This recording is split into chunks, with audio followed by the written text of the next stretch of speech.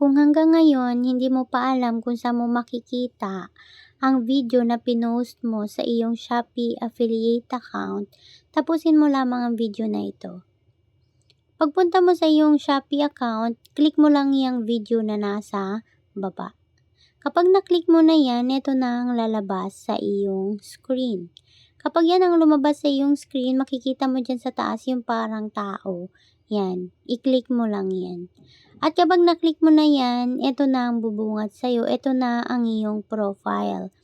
Nandyan nakalagay ilan ang followers mo, ilan ang nag-follow sa'yo, at ilan ang likes mo. At pagkatapos sa baba, makikita mo dyan yung post, yan yung mga pinost mong video.